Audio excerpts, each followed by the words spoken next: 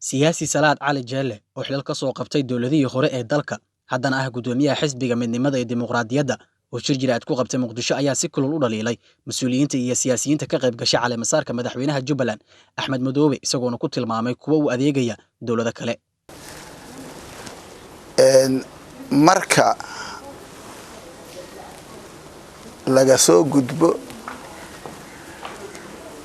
in ay iyagu ay yihiin kuwa dawladda shisheeye u shaqeeya oo markaas loo adeegsanayo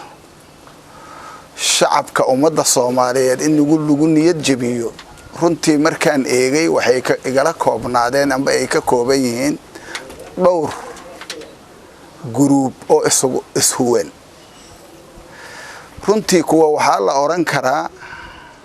amba la dhihi karaa waa kuwa xukunka horena ugu fashilmay oo dalka la yacay isla markaasna hadda inay xukunka ku soo naqdaan ku macagtoobay kuwana waxaa la oran karaa waa kuwa dalaaliina oo siyaasadda ugu jira inay lacag ka abuuraan oo mar walba jecel inay businesskii ay ku jireen inta ka soo wareegaan siyaasadda ay business ka dhigtaan maamulka qaranka ummadda Soomaaliyeed loogu adeegi lahaa ayay lacag ka dhex sameynayaan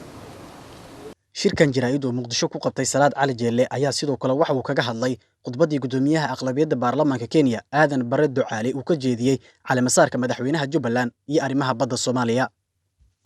badda Soomaaliya kuwa murunka geliyay Kenya iyo annaga waligeen waa is tirisan ahayn waligeen nagama dhicin murun badeed waa kuwii marka inay murun gasho badeena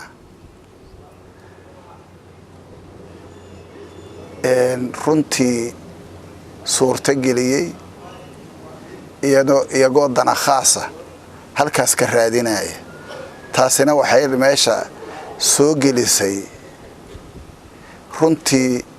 inay ummadda Soomaaliyeed ku xisaabtanto markii aan eegno Aadan Barre Ducaale sidii uu ula hadla iyo mahmaahdii uu halka ka yiri iyo sida ay u sabcinayeen tamir la'aantooda